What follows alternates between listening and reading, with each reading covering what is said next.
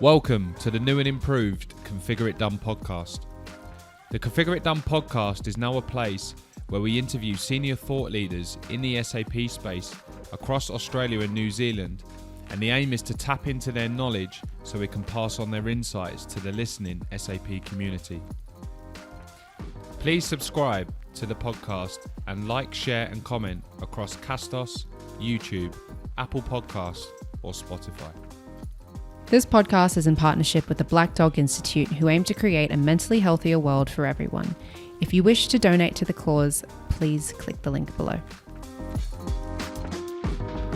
Now, on this podcast, I saw this guy on the SORG Summit list. His name was Ben Price, and I thought, I've got to contact him. I've got to get him on the podcast.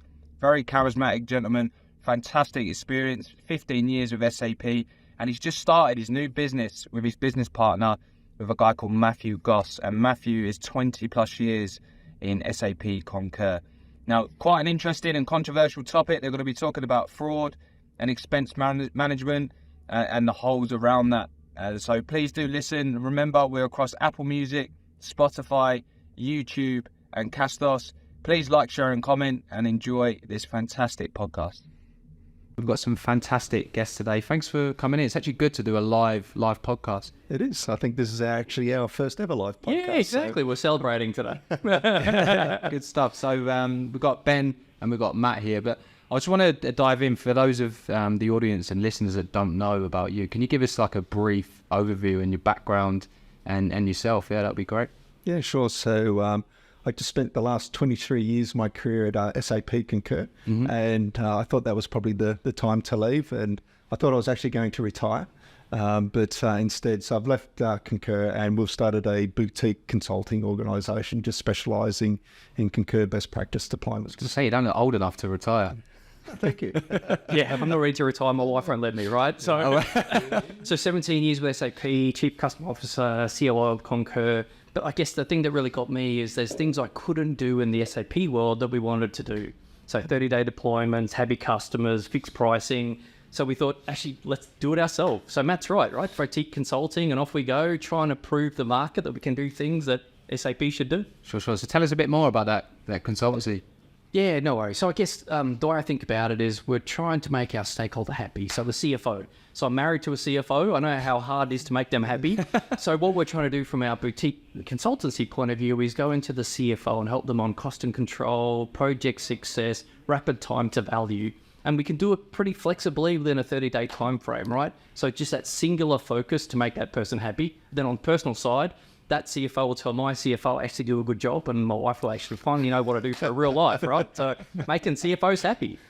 Yeah, and I think just to build off that is, Concur is a cloud-based solution, and it's all about sort of getting the benefit early. And so we really want to be able to prove that with the consulting services that we provide. Sure. Okay. Now, a bit more about yourselves. I want to dig deeper into your background, and can you tell us about the best thing that you've done in your career?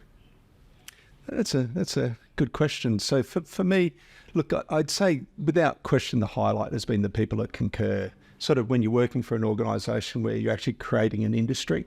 And so I've sort of 20 plus years, there weren't a lot of expense management systems out there when I started. So I'd certainly put that as at the top of the list. And probably second is I actually had the opportunity to go to the Philippines about 10 years ago and set up our shared service centre. I'd never done anything like that before in my life. Literally went there 2 years later, 400 employees. And so It was just one hell of a ride. So great experience. Good stuff. Yeah, let me kind of build off that one if I can, Jay. So there's probably two in my mind as well. So customer celebrations. So I tried to spend most of my SAP career on the customer side. And when you finish that project, that feeling of mutual success is just addictive, right? And you want that again and again. And then the second one is probably related to myself and the kids, and it's sustainability. So with the Concur solution, there's a lot of things you can do as a company to be more sustainable. So whether it's minimizing paper, traveling smartly with, airline choices or green hotels, And so I look at my kids today and go, actually, if I can make a difference there in that commercial world so that companies are better and more sustainable, my kids will be proud for what I do. So I go, hey, customers, fantastic celebrations, sustainability. And so those two things we'll keep doing in our, consultancy world. Absolutely love it. So we met before and we were speaking about a topic and a way to approach that. And I know obviously Concur is both close to you both. And there's a number of ways we can do that. We can have a look at the technical side, or we can have a look at successful implementations. But you've got a really interesting approach around the dark side, around fraud.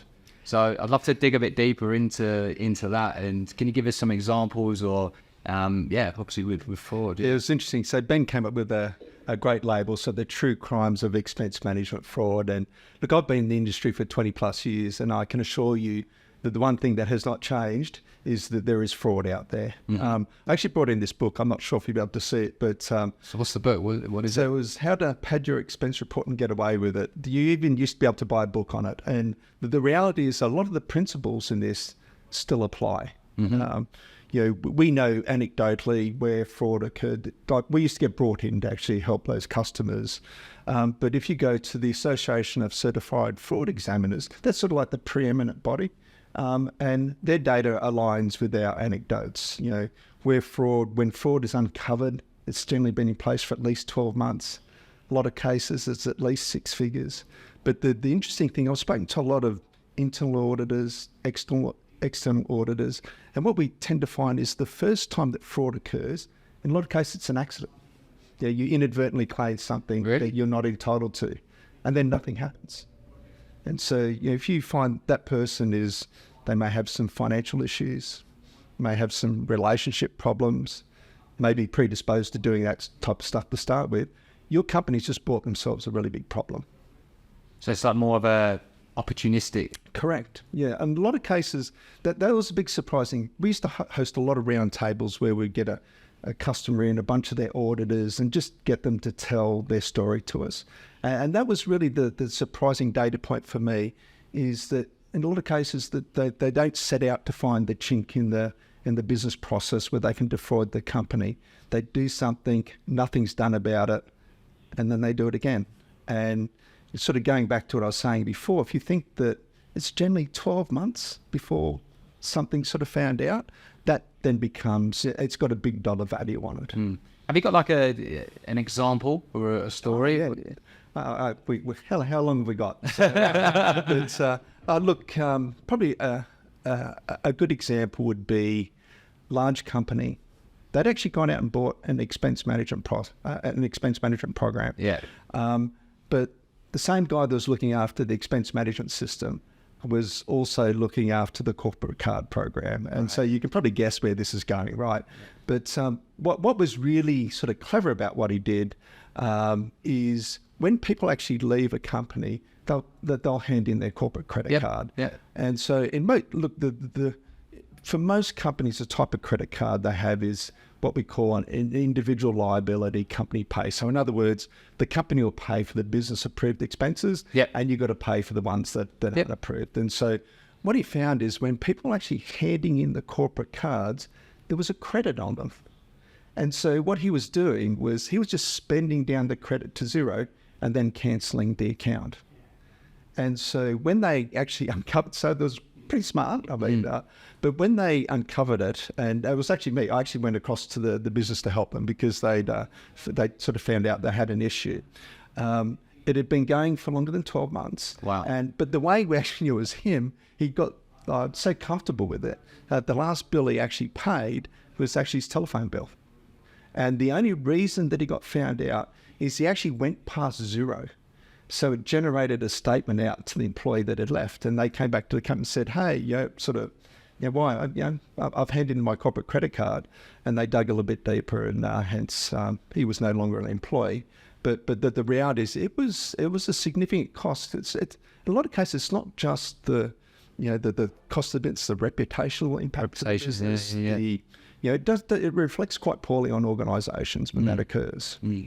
Yeah, I look at it kind of similar, right? But you'll see it in the business pages. So last week, the ACT government you saw in the newspaper, NAB is something that we've been talking about for many months with the invoice fraud. And so those kind of examples exist. So politely, you don't want to be the company in the newspaper. So to Matt's point, you're better to understand what's going on and kind of act early, get ahead of it versus be behind it. Because you don't want to be the clickbait, in the newspaper going, hey, I got, expense fraud. Expense fraud's a big topic. Invoice fraud is a big topic.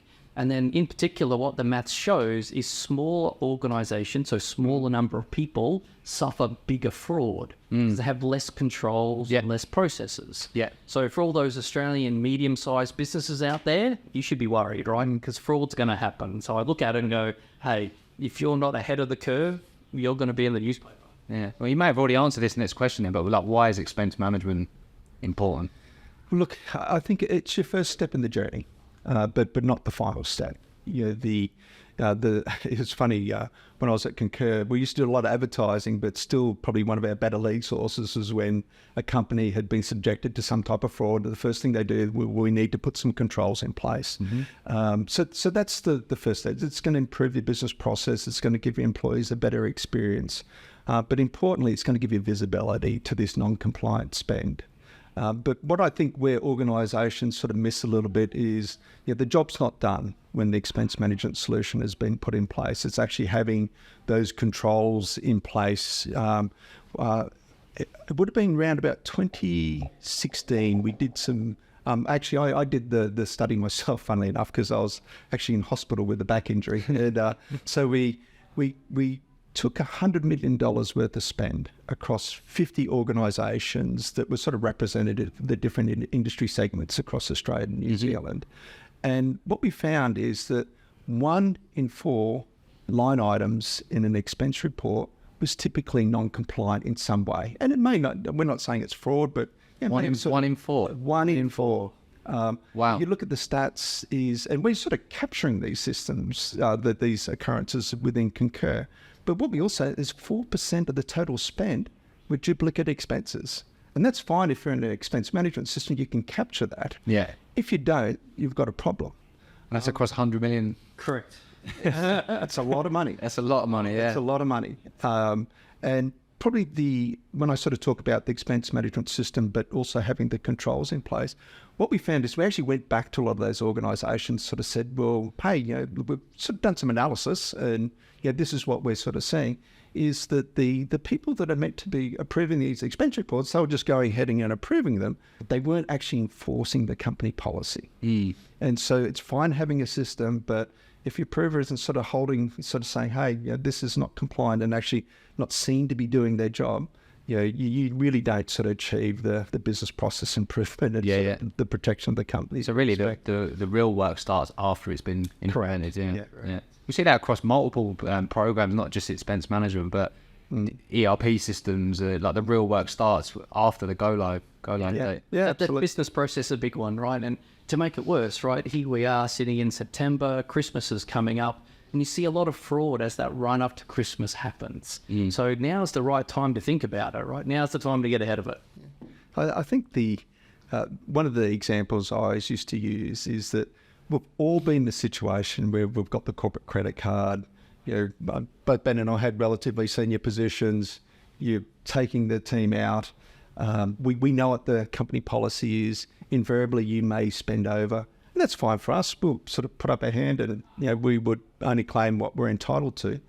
But a lot of people will not.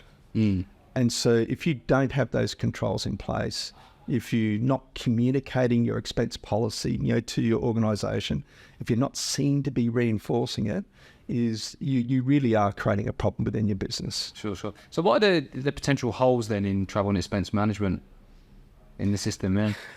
Look, it's funny actually. Before coming in, I was sort of having a look at the book, but some of the things, if I'm advising a customer, you want your spend on your corporate card. If you're getting a lot of cash expenses, you potentially got a problem. A really simple example, let's say, airfares cost a lot of money at the moment. I mean, we all know fares are going up. And we want our employees to do an advance purchase of an airfare because you're generally going to get a cheaper rate. Yeah. So let's assume they don't use the corporate card. They just go and use that personal credit card, then claim that back. And so just before they're due to travel is they cancel the trip. Okay. So that credit's going to come back onto their personal credit card. what visibility does the business have of that? They've already reimbursed the employee. I mean, because they'll do airfare expenses will get claimed quickly because they're such high value, because you don't want to incur the late fees and what have you.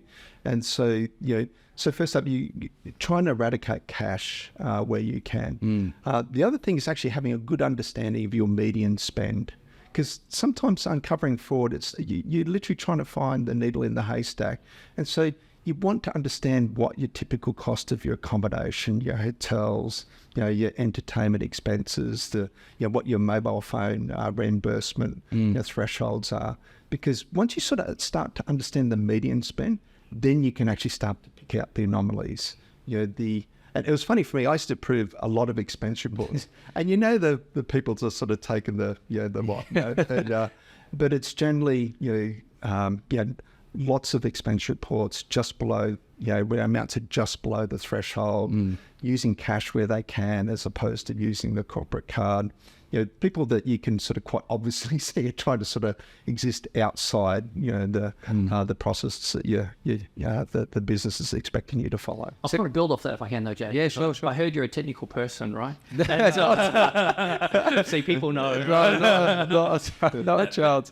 I think Matt's onto something, right? There's this whole data side behind it, because the machines politely can tell us, why do people always do their expenses on a Sunday?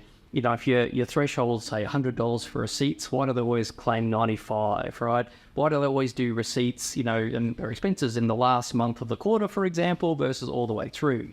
So the data actually gives you a lot of prompts. So in your whole T&E process, there's a part there around reported and auditing. That's a very important part of the process. So that data science side and the data can really give you a lot of insights on what good or bad is happening in your process. Sure. Actually, that reminds me a situation we had. It would have been about 4 or 5 years ago, where we were actually doing a proof of concept for a business. And when we sort of talk about the devil's in the detail, is so what Concur has is they've called sort of an advert, I guess, but Concur Detect, great solution. And what it can do is it can actually, not only does it look at the expense, it'll actually read through the line items on the receipt, right? And so what this company had is their employees were allowed to spend $20. They used to run a lot of functions at their customer premises. And so they had a $90 allowance where they could go to Woolworths, go and buy the jats and the cheese, etc. And so they actually gave us a whole bunch of data. So they said, well, look, before we actually sort of buy, we want to sort of be able to sort of justify the business case.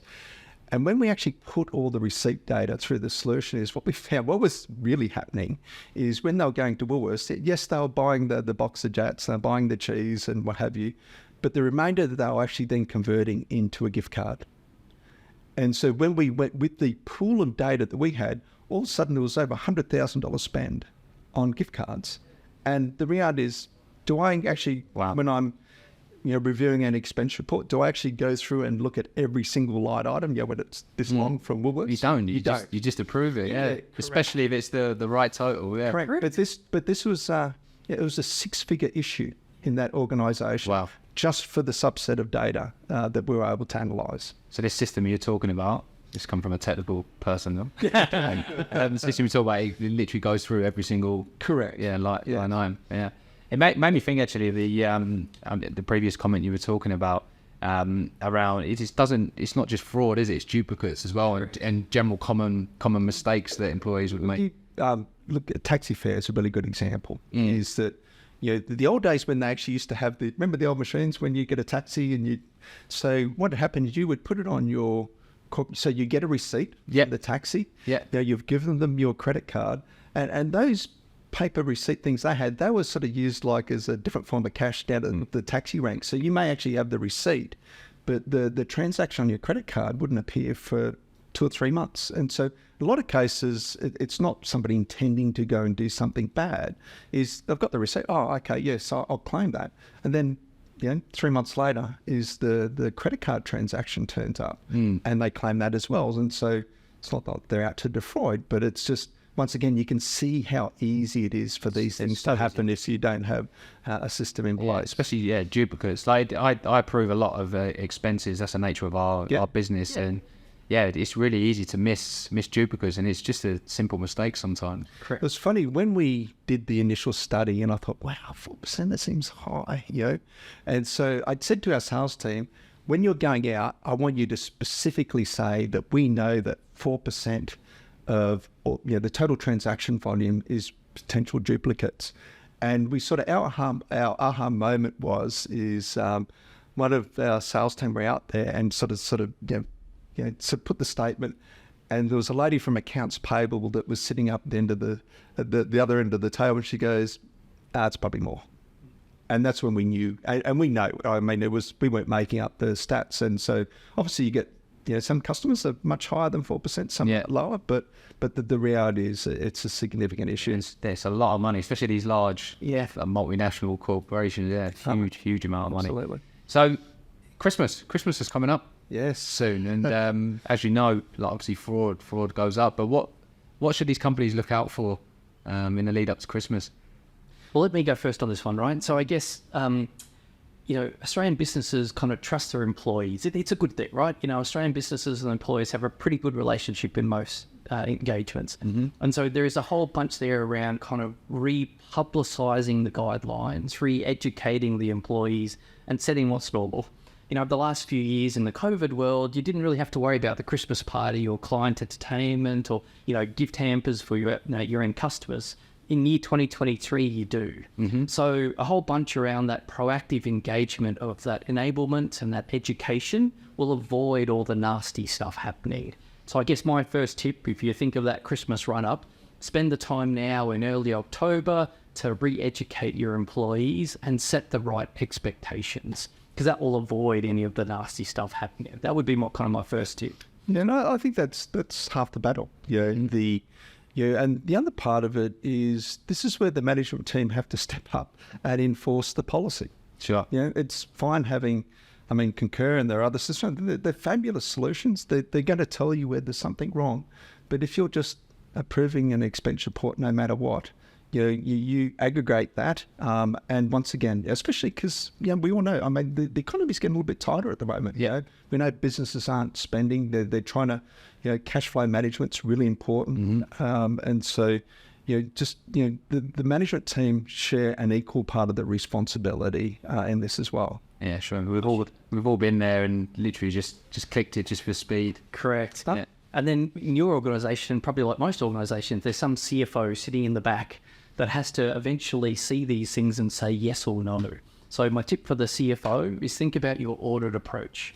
So yes, trust your employees on the front end, but have a trust and verify approach on the back end. Yeah. So that audit approach will work, because that way, if there is non-compliance, you'll pick it up. And if it is 4% of your spend, that's going to make a difference come January, right? So big. I can't believe it's 4%. I'm still shocked with that. Yeah, it was funny. I was when you sort of come across something like that, we could obviously see the data, mm-hmm. but we were really keen to sort of test that. And we know, we could see from the data, but it's sort of that it's sort of the secret that accounts payable aren't going to sort of ventilate more broadly. So, yes. No problem. Now, when we were kind of planning for this podcast, you want me to ask a question around AI? Yes. And that question, I've got it here. So, are we ready for the Christmas fraud? I would argue no. So, I think the AI smarts get better and better. So one of the challenges I've seen Matt do in a couple of sessions is hold up two invoices, a real invoice from a client and an AI-generated invoice. And we try and ask the customer, can you pick the difference between the two? And most customers can't. So I would argue actually AI is smart enough to spoof that fake invoice. So whether it's BSV details, account details, logos, payment terms, there's lots of different things to think about. So I guess the reason I asked that question and that kind of link to the AI, you should use the Concur system to your advantage to make sure you don't suffer fraud, because it does know vendors, it does know patterns, it can detect unusual activities. That's something you should think about, and that's a way to make sure the machine doesn't win, if that makes sense, and you use it to your advantage. Yeah, no, absolutely. It was funny actually. A lot of the conferences we're at, I used to actually start our presentation with two receipts up on the screen and say, which one's the fake invoice. And the reality is you can't tell the difference. But if you're eliminating that. If it's a credit card expense, it becomes more difficult because you've actually got the transaction that's going to be matched to the receipt. If it's cash, you're relying on that receipt only. Mm-hmm. Let me kind of turn it around, Jay, right? So we talked about the machines kind of getting smarter, but people is a big part of fraud as well. So, precision sourcing, great organization, place a lot of people every day. Do you think you can tell who's going to commit, corporate fraud? No. No one. It's impossible, isn't it? But I think just feeding off Ben's point is it's really about sort of fostering a culture of accountability. Mm-hmm. All of us. I'd loved working at Concur and along with Ben. I'm sure you guys love working for precision sourcing, and it's sort of creating that culture of sort of accountability. Everyone sort of chips in. That's what helps the business do well. And I think with the expense management policies, when they're being communicated, it's important to explain the why. Mm-hmm. Why it's important. Yes, we have the rules, but actually, what is the impact to the business if people don't actually follow the expense management guidelines, overspend on budgets? There's an impact, and I think that isn't communicated well enough at times. Sure. Well, that topic of storytelling is really key, isn't it? With having examples, or not just putting the policy up and this is it. It's having examples and storytelling and taking your business on the journey as well. I think that's clear. Yeah. And it does have real consequences. So, one of the things that we see is in this expense area, you have these classifications. So Matt used the example of taxis earlier, or, gifts for clients. But I've seen one where people put expenses in other. And then you look and go, what's other? Because it should actually go, flights or a hotel or some kind of purpose. So one of the tricks I've often done with CFOs is let's do that reporting. Let's see what your Concur system says. Let's see how much expense goes to other. And it's usually quite a lot of money. And then it's really interesting when that light bulb goes on and they go, well, that's really interesting. We should look into what other is, because usually there's some misuse in there or misappropriation, right? It's interesting. One thing that stood the test of time, you'd be surprised how many people are willing to blow up a fabulous career for $100, for overclaiming, they spent too much, and rather than just sort of putting your hand up and paying yourself, you would be surprised. And that's just but I think, it's sort of, we talked about having an expense management system in place. It's the controls, but it's making sure that the business is actually enforcing those. I bet you got so many stories from different clients. There's some horror stories. Yeah, I bet. There really are. No problem. All right, brilliant. So, you give us some fantastic insights today. I know we're coming towards the end of the podcast, and I'm just going to ask you to think, which leaders or which people in the market you'd like to hear on the podcast. So I'll come back to you with that in a sec. But let's talk about your company that you started up, and what assistance can you give to customers? Yeah, go for it. Put him on the spot. All right, let me do it first. So I guess the reason we started Covantage is we were trying to put Concur and Advantage together. Because what we found is people had the solution, but they weren't taking full advantage of the solution. So the way I think about it, we get to keep that customer promise of getting the full value from the Concur solution. And I think the other part for me was that customers are over these big, long time and materials engagements. The reality is when a Concur environment becomes available, the reality is I could actually add a user and an approver, and you could submit an expense report. Mm-hmm. And so if we sort of start from the point that we understand what best practice is, we know the controls to put in place, a bit of trust in us, and we can actually accelerate you through that process so you get the benefit early, keep a cap on costs, and still end up with a fabulous solution. Excellent.